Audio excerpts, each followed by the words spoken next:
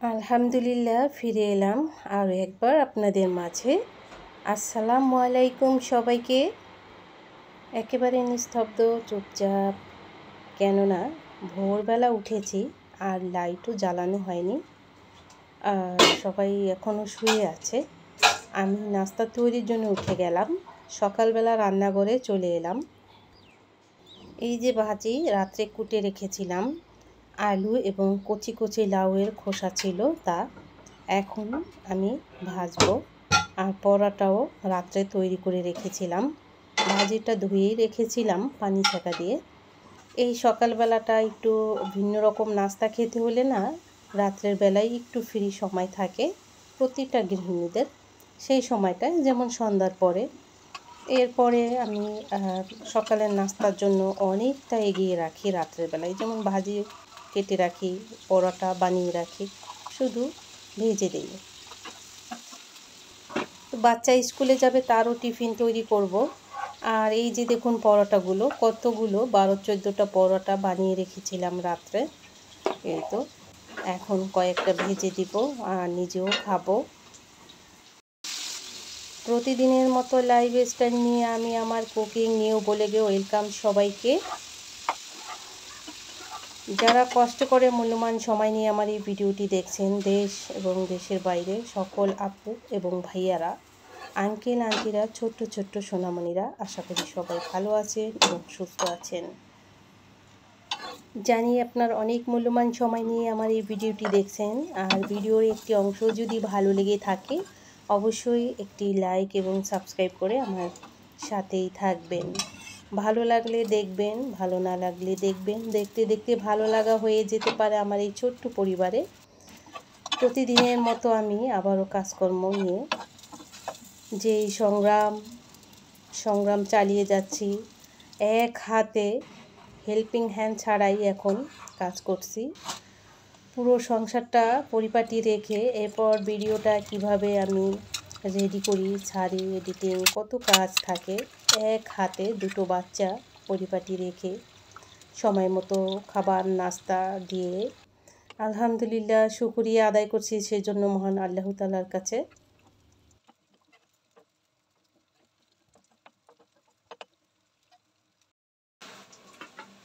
প্রিয় বন্ধুরা, যদি থাকে মনোবল, ইচ্ছা, সাহস, ধৈর্য আর আল্লাহর প্রতি বিশ্বাস, তবে সফলতা এনে দিবে। ভেঙে যাবে না, হতাশ হবে না, ইনশাল্লাহ। বাচ্চার টিফিন রেডি করলাম, দিয়ে দিব। আর এই যে কথাগুলো বললাম, অনেক নতুন বন্ধুরা আছো, অনেক নতুন বন্ধু ভাই বোনেরা আছো, ধৈর্য ধরতে হবে। আর অনেক গৃহিণীরা আছে, জীবনে চলার পথে অনেক কষ্ট, অনেক বাধা, অনেক কিছুই আসবে। ধৈর্যটা ধরবেন, আল্লাহর প্রতি বিশ্বাস, ইনশাল্লাহ। এই যে দেখুন না, অনেক পুরুষ আছে আফসোস করে একজন সত্যিকারের গৃহিণী এবং ধৈর্যশীল এবং দায়িত্বশীল একজন গৃহিণী, একজন স্ত্রী, কিন্তু সে আশা করেও পায় না, আর কেউ পেয়েও সেই পুরুষ মূল্য দেয় না সেই স্ত্রীকে। এরকম অনেক আছে অনেক সংসারে। তবে ধৈর্য ধরে যেতে হবে, আল্লাহ একদিন সফলতা এনে দিবে ভালো কিছু। কেন বলছি, আনাচে কানাচে নানাচে অনেক রকমের কথা, অনেক কিছু দেখা, অনেক কিছুই জীবনে দেখা হলো, একটু একটু করে বোঝা হলো। একটু মশলা চা নিলাম, খেলাম, একটু নাস্তা খেয়ে চলে আসলাম। ফিল্টারে পানি রাত্রে ফুটিয়ে রেখেছিলাম, তা কথায় আছে নিজের ক্ষতি হলে সেটা অনেক কিছু শেখা যায়, তবে অন্যকে ক্ষতি করা একদমই টার্গেট ভালো নয়। নিজে ভিকটিম হওয়া ভালো, তবে খুনি হওয়া ভালো নয়, এটাও কিন্তু দারুণ। ভালো সৎ হয়েও জীবনে বিদায় নিয়ে চলে যাওয়া একটা গর্বের বিষয়। রান্নাঘরের নাস্তা এবং মোছা ধোয়া সব সেরে পানি ফুটাতে দিয়েই চলে আসলাম। এই বিছানাগুলো আজকে পরিপাটি, সংসারটা পুরো সকাল থেকে একেবারে রাত অবধি পর্যন্ত গুছানো। সবগুলো বিছানা আজকে ঝেড়ে এরপরে পুরো কাজটাই আজকে শেয়ার করছি। অবশ্যই স্কিপ না করে দেখবেন, আশা করি ভালো লাগবে। প্রথমে চলে আসলাম আমার রুমে। তবে সকালবেলা একটু নাস্তা মুখে না দিয়েই নয়, কাজ করতে গেলে দুর্বল হয়ে যায় না খেয়ে, তাই একটু খেয়ে নিলাম। বাচ্চার টিফিন দিয়ে দিলাম, আমি নিচ্ছি কিছুটা ভাত খাইয়ে দিচ্ছি। বড় খেয়ে নিল দেখলে, আর ছেলে বাচ্চাটা ও খেয়ে ও স্কুল আছে 11টার পরে, তো নাস্তা খেয়ে পড়ে, আবার একটু টিভি দেখে, এইভাবেই। যাই হোক, আমি আমার রুম থেকে এখন বেরিয়ে চলে আসলাম মেয়ের রুমে। হয়তোবা কোনো জন্মে পুণ্যের কাজ করেছিলাম বলে আমার এরকম একটি মেয়ে আমার জীবনে এসেছে। আলহামদুলিল্লাহ, গর্বিত আমি আমার মেয়েকে দিয়ে। বুয়া নেই সেটা জেনে স্কুল যে ইউনিফর্ম, এটা স্কুল থেকে এসেই খুলে সাথে সাথে ওয়াশরুমে নিয়ে যায় ধুতে, গোসলের সময়। আমাকে ধুতে দিবে না, ঠান্ডা লাগবে আমার, তাই। অথচ বুয়া থাকা অবস্থায় কিন্তু সাথে সাথে খুলে বালতিতে দিয়ে দিছে, বুয়া ওই খালাটা ধুতো আর কি। এখন সে নেই, এই জন্য আমি এত জোর করেও আমাকে একদিনও স্কুল ড্রেস ধুতে দেয় না, খুলে আমার সামনেই দেয় না, সাথে সাথে নিয়ে যায় ওয়াশরুমে আমার এই মেয়েটা। আর কি কত কাজ এখনই, মানে আলহামদুলিল্লাহ, মনে হয় যে মেয়ে দিয়ে আমি স্বর্গে। অনেকেই মেয়ে হলে বেজার হবেন না, দেখতে থাকুন, ধীরে ধীরে বড় হবে মেয়ে বাচ্চাগুলো কতটা লক্ষ্মী। আপনি অসুস্থতায় মেয়ে বাচ্চা কতটা উপকারে আসে আপনার জীবনে। আবারও যদি বেবি নেওয়ার আশাটা আমার পূর্ণ হতো, তো মেয়েই চাইতাম সত্যি। এখন ডাইনিংটা মুছে নিব, স্প্রে শেষ হয়ে গেল দেখলাম, তো এই জন্য একটু বানিয়ে নিলাম আবার। তো কাজ এ পর্যন্ত করতে করতে চলে আসলাম, সকালও আস্তে আস্তে ধীরে ধীরে বেড়ে গেল। কাজের ফাঁকি এতটা বৃষ্টি হচ্ছে, দৌড়িয়ে চলে আসলাম বারান্দা শুকনো কাপড়ের জন্য। দেখুন,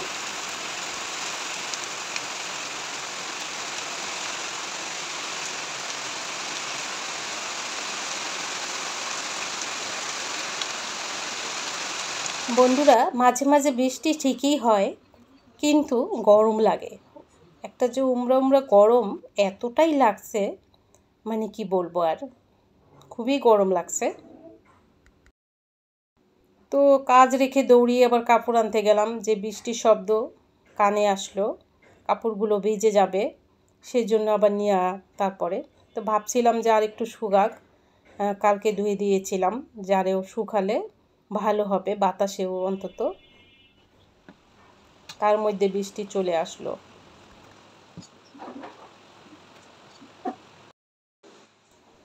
তো আমার ডাইনিংটাও মোছা হয়ে গেল, আর এই লিকুইড দিয়ে একটু মুছতে গেলে দারুণ পরিষ্কার হয়ে যায়, কোনো আঠালো থাকে না আর কি।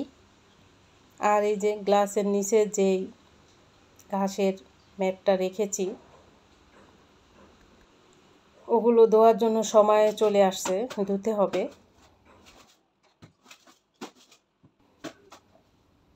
চলে আসলাম আবার এখানে। এক হাতে যখন কাজ করি তখন একটা টেনশন থাকেই, যে কত আগে কাজটা সারতে পারি, কত দ্রুতভাবে সারতে পারি। আর এর ফাঁকেই দুপুরে যে কি রান্না করব সেটাও কিন্তু রেডি করছি। অলরেডি রান্না চলছে, আর মাঝে মাঝে গিয়ে দেখছিও আরও একটা আইটেম রান্না করব। তো ভাবলাম একটু, যেই কাজগুলো না করলেই নয়, না করলে মনে হচ্ছে ঘরের সমস্ত কাজ পড়ে আছে, যেমন বিছানা, এই যে সোফার উপরে বসে খাওয়া দাওয়া, কত। ভয়েস দিতে গিয়ে এতটা নেটওয়ার্কের সমস্যায় পড়েছি, শুধু বাড়ি খাচ্ছে।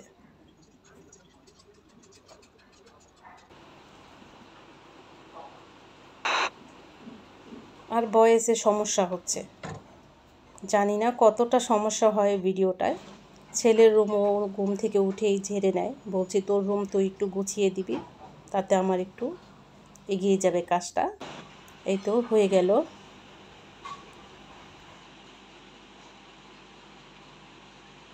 আজকে খুবই বিরক্ত লাগছে নেটওয়ার্কের জন্য। একটা তরকারি রান্না হলো, আর এখানে ইলিশ মাছের কিছু মাথা ছিল, কচুর লতি রাত্রে বেছে রেখেছি।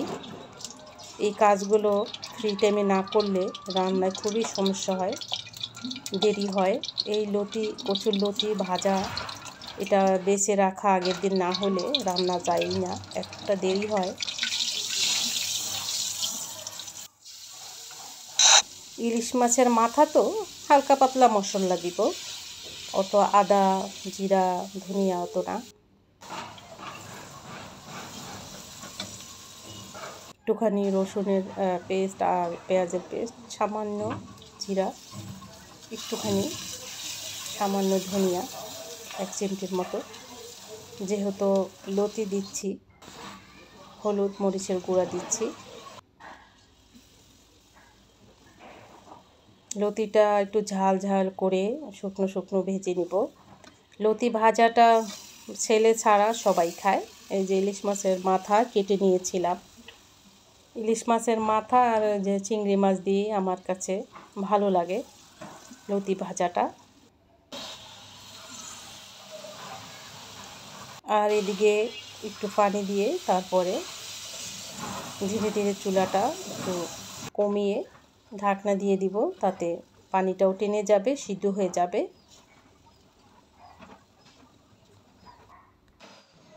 এই তো দিয়ে দিলাম, আর অফ ক্যামেরা হয়ে গেছে দেখুন। আর আরও যা রান্না করেছি আজকে, 2টা আইটেম করেছি। শিং মাছ ছিল আর একটুখানি পালং শাক ছিল, আলু দিয়ে সামান্য একটু ঝোল করেছি আর কি। চলে আসলাম ঘর ঝাড় দিতে, আজকে সুন্দর করে ঘরটা ঝাড় দিব। আগের দিন বিকেলবেলা মুছেছিলাম, শুধু রাত্রে গ্যাপ ছিল, এই জন্য আর আজকে ঘরটা মুছবো না, একদম পরিষ্কার আছে আর কি।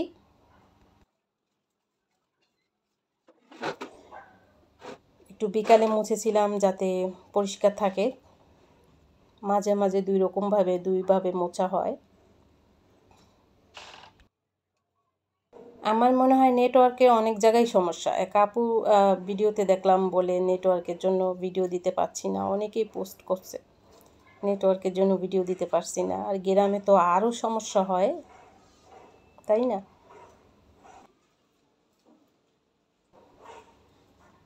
তো এই তো ঝাড় দিতে দিতে দিতে দিতে এদিকে ঘামিয়ে পড়ছি, যেহেতু ফ্যানগুলো বন্ধ আর যেই পরিমাণের গরম পড়েছে।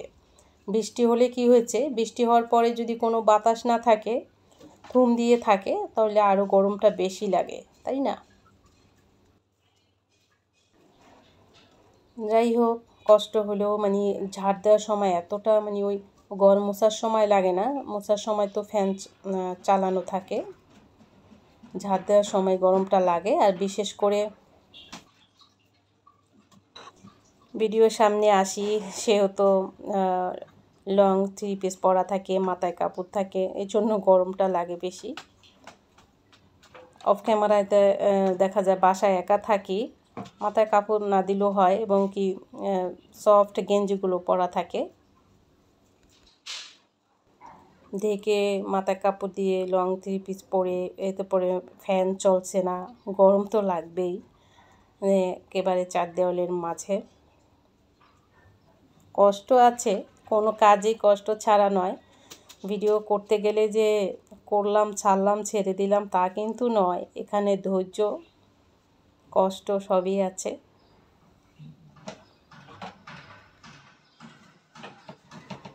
তারপরও ভিতরে একটা পরিকল্পনা তো আছেই, সেটার জন্যই সংগ্রাম করছি একা। একটা পরিকল্পনা আছে, একটা সুন্দর একটা লাইফ আমি যদি নিজের জন্য তৈরি করতে পারি। তেমন বড় বড় আহামরি কিছু স্বপ্ন দেখছি না, জাস্ট একটু শান্তি প্রয়োজন। ঝাড় দেওয়া হয়ে গেল, আমি ঝাড় দিলে মোছার থেকেও সুন্দর, যখনই ঝাড়ু দেই একেবারেই ভালো লাগে। পর্দাগুলো উঠিয়ে তারপর ঝাড় দিয়েছিলাম, এখন আবার তাই ঠিকঠাক করে দিলাম। আমার ভিডিওতে যদি কোনো রকমের ভুল ত্রুটি হয়ে থাকে তাহলে অবশ্যই ক্ষমার দৃষ্টিতে দেখে আমাকে সাপোর্ট করবেন ইনশাল্লাহ।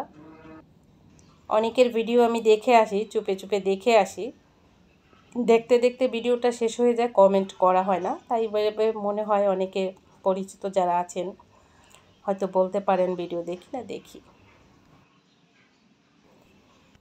অফ ক্যামেরায় আরও অনেক কাজ সেরে, যা যা কাজ, গোসল থাকে, নামাজ থাকে, এরপরে বাচ্চা স্কুল থেকে আসে, গোসল দেয়, ওকে খাবার দিই, নিজে বসে পড়লাম 2 টুকরো লেবু আর সেই লতি নিয়ে। আর আজকে একটু বলেই বসেছি, ভাত কয়টা খেতে দিই, একটু মাঝে মাঝে বলেও কিন্তু খেতে ভালো লাগে। কার কার বলে ভাত খেতে ভালো লাগে অবশ্যই কমেন্ট করবে। আমি এখন ভয়েস দিচ্ছি এক ভিডিওতে, আর ওইদিকে চুলায় আমার আবার রান্না আছে, আর আবারও ঘর ঝাড় দিব, মুছবো, তারপরে আবার ওই বাচ্চা আনবো স্কুল থেকে। আর এই যে এখানে সন্ধ্যা অলরেডি হয়ে, বড় অফিস থেকে আগেই আসছে, তো আসার পরে আবার বাইরে যাবে, ডিম আনা ছিল না, তো ডিম এনেছে। আর বলছিলাম কলা নিয়ে আইসেন আর পাউরুটি, খেতে ইচ্ছা করছে। একটা টিস্যু দিয়ে দিলাম, আমে কষ, আবার অনেক সময় ময়লা পড়ে, ঘর ঝাড় দেওয়ার সময় দেখা যায় ময়লা পড়ে। আর আজকে বড় একটা ঝুড়ি নিলাম। আমগুলো কাঁচা, তবে খুবই মিষ্টি, কাঁচা আম এত মিষ্টি, ধীরে ধীরে পাকবে। আর ওই যে ডিম নিয়ে আসলো, ডিমগুলো এখন ধুয়ে রাখবো। ডিমে অনেক ময়লা, না ধুলেই নয়।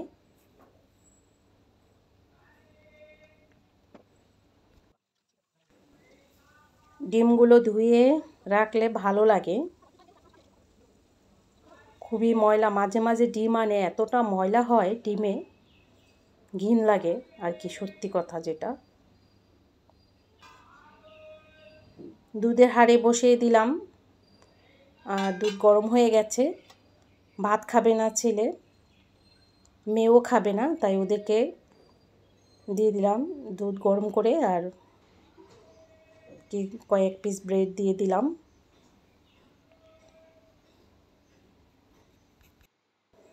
মেয়ে মশারি টানাতে গেছে, বলছে পরে খাবো, আর ছেলেকে দিয়ে দিলাম। ভিডিওটা কেমন হলো জানি না, তো দেখা হবে অন্য কোনো ভিডিওতে অন্য কোনো সময়। সেই পর্যন্ত অবশ্যই সবাই ভালো থাকবেন, নিরাপদে থাকবেন, আর আল্লাহ হাফেজ।